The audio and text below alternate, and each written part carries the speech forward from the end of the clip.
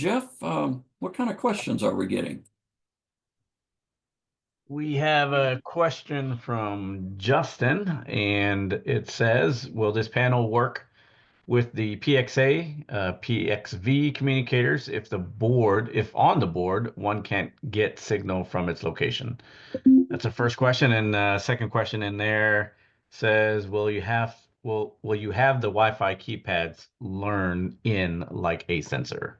All right, so good questions. The communicator, we're actually coming out later this year with a new module. So midway through the year, we're going to come out with another module that will allow you to remote the takeover card, the cellular card, and the Wi-Fi Z-Wave card. Okay, so we're going to put that module on the iBus. That way, like you say, if you can't get a signal, it allows you to remote that radio somewhere else. Until then, you'll need to use an antenna to make the connection from the cell module to outside or wherever you need to go.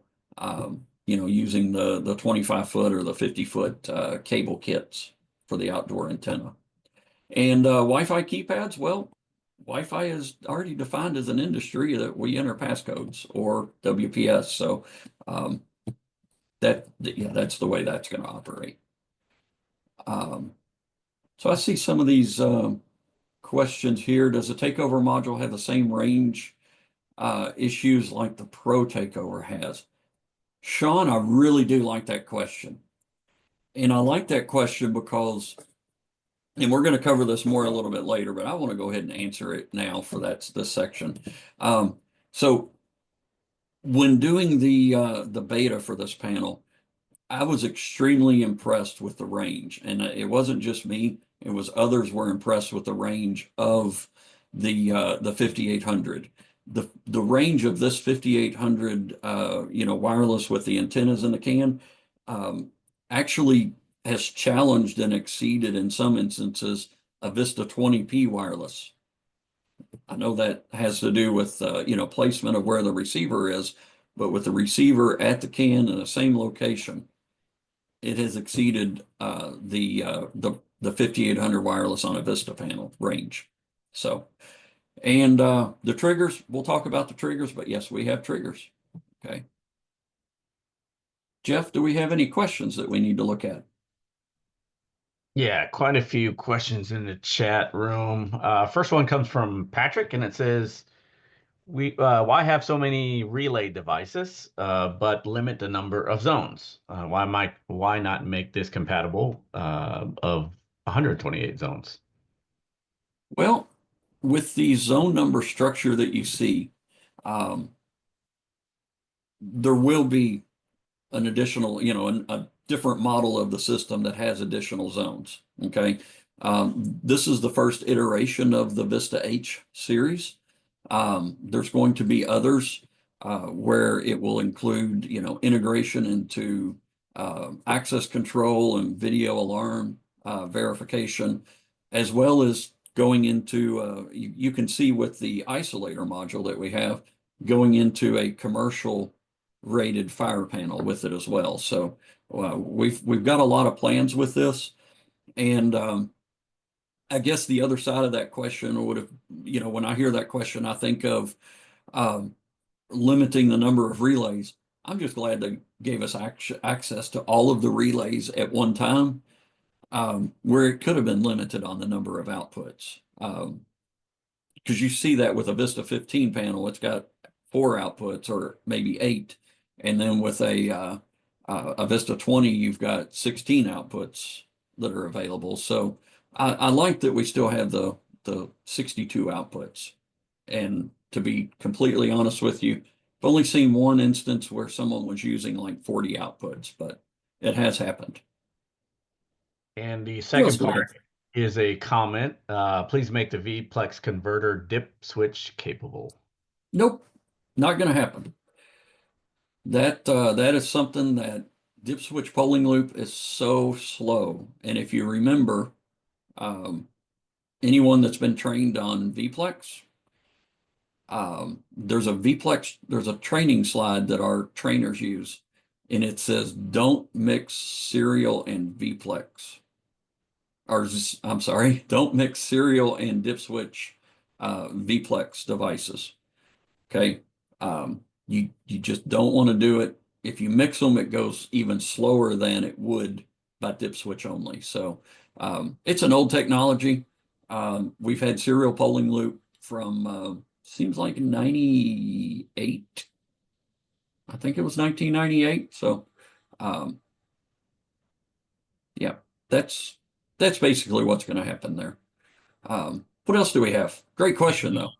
Yep. Second question comes from Tom. Where do you configure onboard trigger for fire reset? In the relay programming we just did. So yes, you would two ways. He probably already got his answer on that, but two ways you can set the fire reset option, which does it automatically, or you can go manually program that trigger to do fire reset. But when you do that, they'll have option in Total Connect and from the touchscreen to turn on or off that output. And then Sean had a comment. I believe it was in response to Patrick. It says dip switch has been end of life for over 15 years. It's time to move on. Okay. So the next one from Patrick as well. Dip switch polling loop is still supported in the 128 BPT for Uh-huh. upgrades, and that's the market opportunity for this panel. Yes, it is. But moving on, won't have it. All right. So And then a question from Ronnie. It says, will it come with zone doubling resistors? yes, None and it's were the in the, yeah, next one is that, yeah, continue. None were in the one I've been playing with in the last several days. yes, it does come with the resistors. It's a zone double pack, just like came with the Vista 20, so it will have that. And Tom, that is a great question on the 6160 RF keypads. Currently, they are not. However, a decision was actually made 3 weeks ago and it's from customer feedback to make a change to where the 6160, 6150 RF keypads, um, as well as the touchscreen keypads, will be made compatible with the ECP takeover module. Okay, so that's something that is coming. It's just not in this first firmware release. Hello, Jeff. You still with me? I'm still here. So All the right. question we have is, will there be a hardwired touchscreen? There will be a hardwired touchscreen. There won't be a hardwired touchscreen um, in the near future. Okay, if it won't be before November of 2025. Okay. And Okay. Ronnie is asking, so you're saying that the current zone doubling resistors for the P series will be the same values. Yes.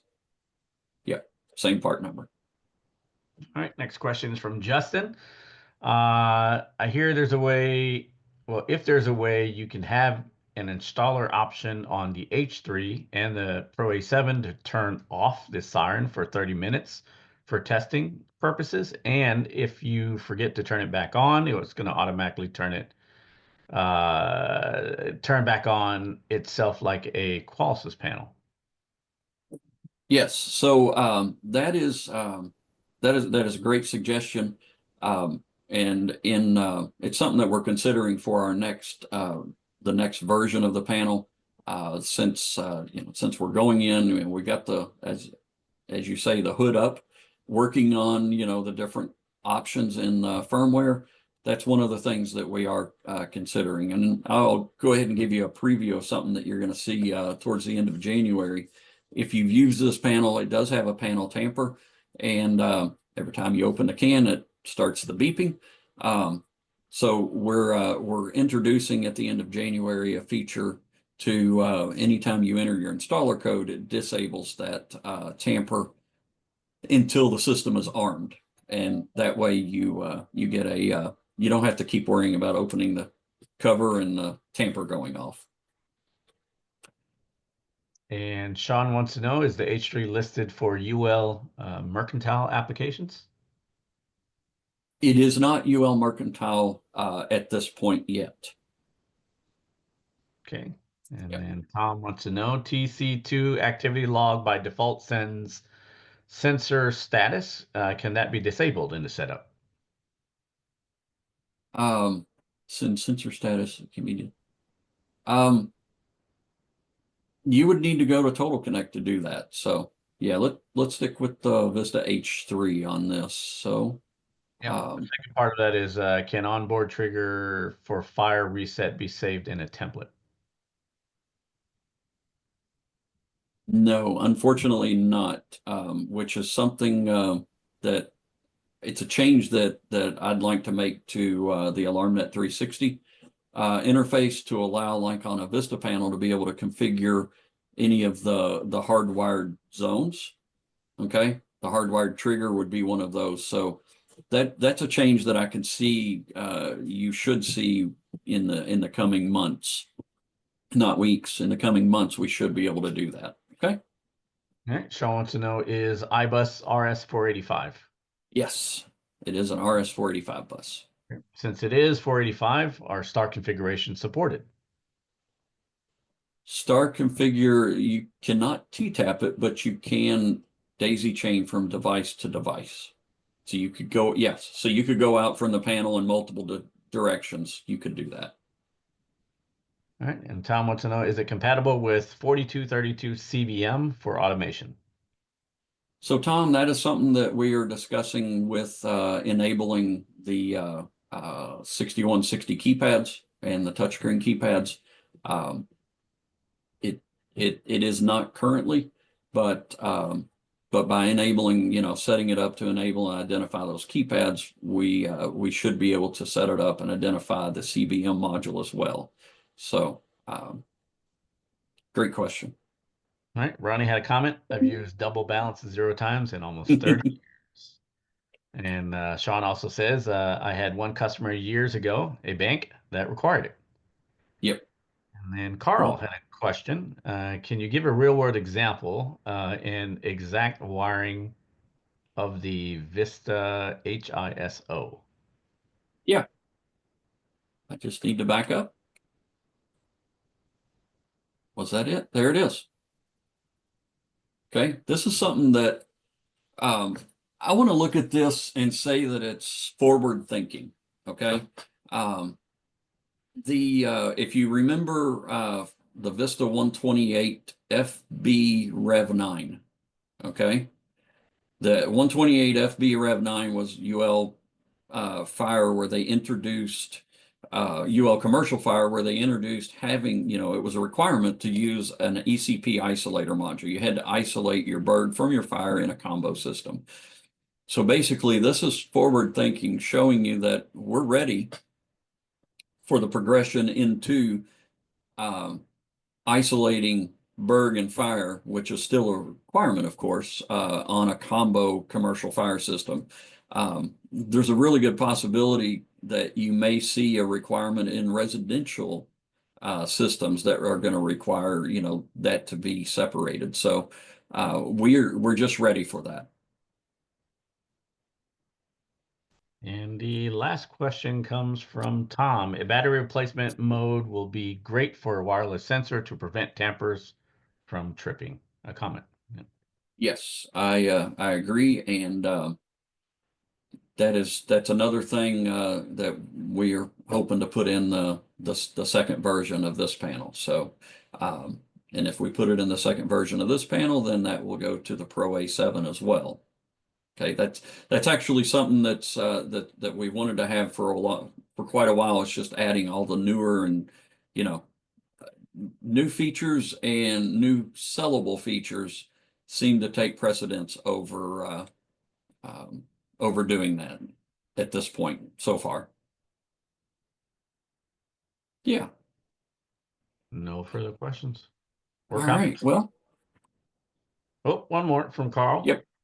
Sorry, my question around the ISO module is around the fire devices. It will accept which type and can they be 2-wire and 4-wire?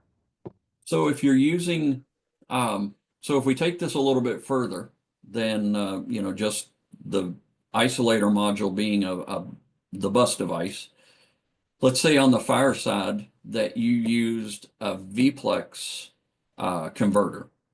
If you connected to that VPlex converter a 4208 U in serial mode, that module would only support 4-wire smoke detectors. Okay, but in the VPlex world, we also have a 4209U.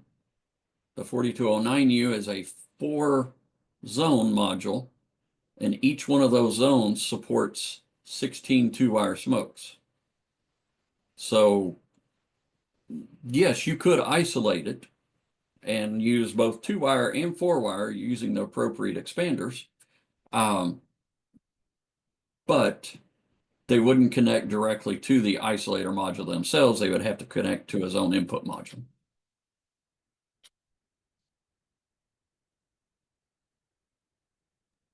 And we have a question from Sean. Is Residio ever going to make a Pro 6 device able to be erased after 24 hours? Having replaced the 6 series after a complete panel failure gets expensive.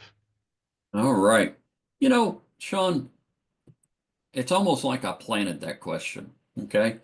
So I appreciate you asking. So when you're doing Pro Series or you're doing the VISTA-H3, either one, okay, if you need to do a panel replacement, let's say, you know, Joe Burglar comes in and smashes it with a sledgehammer, okay, panel no worky, you got all kinds of Pro 6 wireless devices, okay. This is originally in the plan, and it was executed originally with even Lyric, okay? So what you do is you go to the account overview page, you scroll down to the right, so I guess this would be the right for you. You scroll down, and on the right side of the control or the account overview page in the panel section, there's a button that says replace. If you click replace, it pops up a big list of instructions. Okay, you can read those.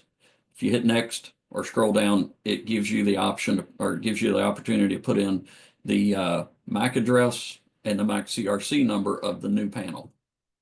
Okay, now you go to the site. Maybe you're at the site already, don't know. You take the old panel down, it's trash, throw it in the trash, do whatever with it. Recycle. Put the new panel up, get it all wired up, power it up. Okay, if it's a VISTA-H3, it's automatically going to do the registration. All right, if it's a Pro Series, you're going to go to the registration and, you know, hit the register button. Okay, it's going to register and it's going to download everything from the other system to the new system, including the encryption keys for the Pro 6 wireless. Or if we go back to Lyric, even the just the straight 6 wireless. Okay. Once that happens, this is where you don't want to make a mistake. Okay. You need to let the system do what the system does. It needs to go out and find and communicate with all of its devices. So you can help it with that by going and tripping each device, but you can monitor it in the sensor page. So if you go to the menu and tap sensors, you can see each sensor as it's checking in. Okay. First, it will check in. It will show you a low battery. Then it will show you a signal strength, and then it will update the battery level to be correct as to what is in the, you know, in the field. Okay. Do not go into programming until all sensors are complete. Okay. If you remember what I mentioned earlier about the count overview page, if you're setting on that page, it refreshes every 3 minutes. Guess what? You're in programming. If it refreshes while you're trying to learn its sensors, that can interfere and cause those sensors not to enroll. Okay, cause them not to find them. If it's just a few sensors on a system, you know, you may not have experienced that. It sounds like you have experienced that if you knew about that option, because you don't have to replace the sensors. I got about 86 sensors. I used to have more, got low batteries, and I just deleted them in my system. Okay. I did a panel replacement recently, and doing that panel replacement, I made sure that I went through and just like I discussed just now, made sure that each device went in and worked properly. In fact, I videoed, set up a camera to video the screen while I was doing it. I haven't had a chance to do anything with that yet, but I will create a video that has that information and specific steps because it is important. And Sean, I really do appreciate you asking that question. No further questions in the chat room. No further questions. All right.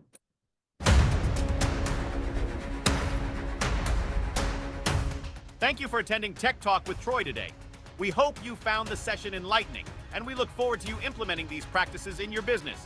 Keep an eye on your inbox for our next session's invite, and here's to your continued success.